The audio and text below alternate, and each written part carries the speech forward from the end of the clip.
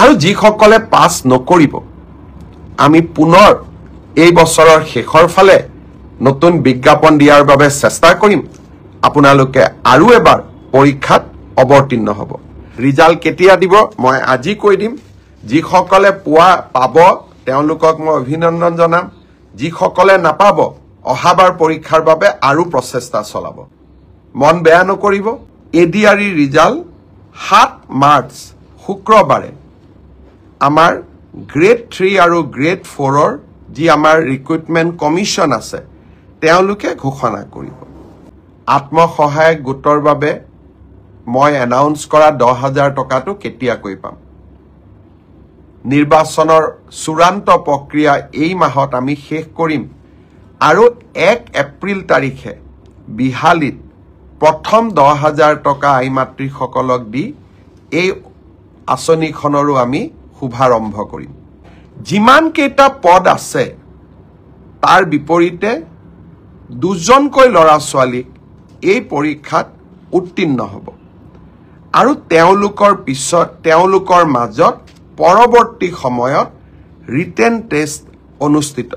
oral অনুষ্ঠিত হ'ব অৰ্থাৎ লিখিত পৰীক্ষাৰ ৰিজাল্ট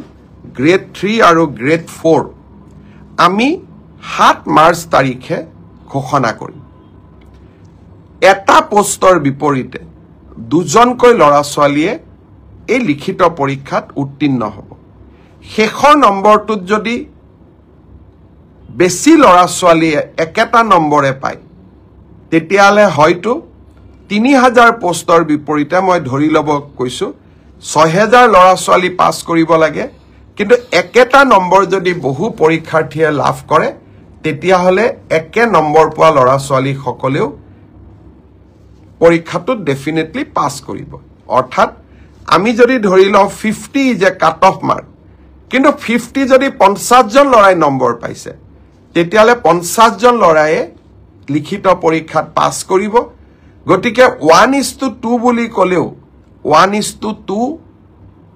একেবাৰে গ্ৰামাটিক্যাল সেন্সত নহব হয়তো 2-4জন ল'ৰা ছোৱালীয়ে বেছিকৈ পাছ কৰিব এডিআৰইৰ পৰীক্ষালৈ তাৰ ৰিজাল্ট কি হ'ব তাক আপোনালোকে জানেই সেইবাবে মই যিসকলে পাছ কৰিব তেওঁলোকক অভিনন্দন জনাইছো যাতে অৰেলৰ বাবে তেওঁলোক হাজু হ'ব পাৰে আৰু যিসকলে পাছ নকৰিব আমি পুনৰ এই বছৰৰ শেষৰ ফালে নতুন বিজ্ঞাপন দিয়াৰ বাবে চেষ্টা কৰিম আপোনালোকে আৰু এবাৰ পৰীক্ষাত অৱতীৰ্ণ হ'ব আৰু লগতে অসমত উদ্যোগসমূহ আহিব মুখ্যমন্ত্ৰীৰ আত্মনিৰ্ভৰ অসম অভিযানো আছে আমি নিজকে তৃতীয় আৰু চতুৰ্থ বৰ্গত নহলেও বেলেগ ধৰণেও জীৱন সফল কৰাৰ বাবে আমি প্ৰচেষ্টা কৰিম বহুত ল'ৰা ছোৱালীয়ে মোক কৈ থাকে যে চতুৰ্থ শ্ৰেণীৰ পৰীক্ষাত বিএ পাছ কৰা ল'ৰাইও পৰীক্ষা দিছে এতিয়া কথাটো হ'ল আমি কোনোবাই যদি নিজকে চৰকাৰক ফাঁকি দি পৰীক্ষা দিয়ে তদন্ত নোহোৱালৈকে মুখ্যমন্ত্ৰীয়ে গম পাব নোৱাৰে কেতিয়াবা আপোনালোকে এনেকে মোক ফেসবুকত লিখে টুইটাৰত লিখে যেন মই সব গম পাওঁ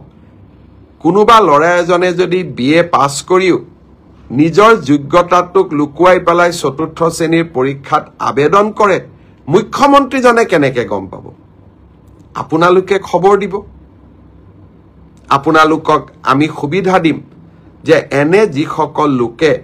আপোনালোকে দেখিব যে লিখিত পৰীক্ষাত পাছ কৰিছে কিন্তু এডুকেশনাল কোৱালিফিকেশনক তেওঁলোকে লুকুৱাই ৰাখিছে আমি সুবিধা দিম আপোনালোকক অভিযোগ দিয়াৰ বাবে যাতে অৰেল পৰীক্ষা হোৱাৰ আগতে বা মৌখিক পৰীক্ষা হোৱাৰ আগতে আমি আপোনালোকৰ অভিযোগবোৰ নিৰ্দিষ্ট ইউনিভাৰ্সিটি লগত কথা পাতি আপোনালোকৰ অভিযোগবোৰ যাতে আমি নিষ্পত্তি কৰিব পাৰো আৰু এটা পৰীক্ষাৰ বিষয় মই জনাব খুজিছো সেইটো হল পোষ্ট গ্ৰেজুৱেট টিচাৰৰ ক্ষেত্ৰত মোক বহুতে খুদি আছে ৰিজাল্ট কেতিয়া দিব কিন্তু পোষ্ট গ্ৰেজুৱেট টিচাৰৰ পৰীক্ষা হৈ যোৱাৰ পিছত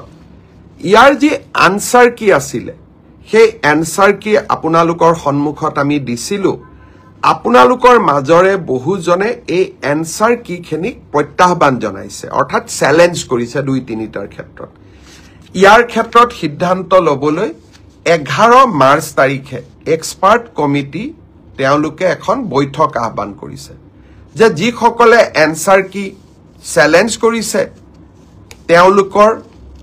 যি আমাক কৈছে যে আপোনালোকৰটো ভুল আমাৰটো শুদ্ধ প্ৰতিখন আবেদন আমি পুংখানুপুংখভাৱে বিবেচনা কৰিব লাগিব যাতে আমাৰ ভুল হলেও আমি শুদ্ধ কৰি নিজকে লব পাৰো মাৰ্চ তাৰিখে এক্সপাৰ্ট কমিটি বহাৰ পিছত আপোনালোকক মই জনাব পাৰিম যে আমি কেতিয়া পোষ্ট গ্ৰেজুৱেট টিচাৰৰ পৰীক্ষাৰ ফলাফল দিব পাৰিম সেই ধৰণে এলপি এমই পৰীক্ষাৰ ফলাফলৰ বিষয়েও আজি যেনেকে অসম আৰক্ষীৰ বিষয় মই একেলগে জনাইছো 11 মাৰ্চৰ পিছত মই শিক্ষা বিভাগৰ গোটেই কেটা নিযুক্তিৰ সম্পৰ্কত আপোনালোকক এনেকৈ আগতীয়াকৈ জনাবৰ বাবে মই প্ৰচেষ্টা কৰিম তাৰ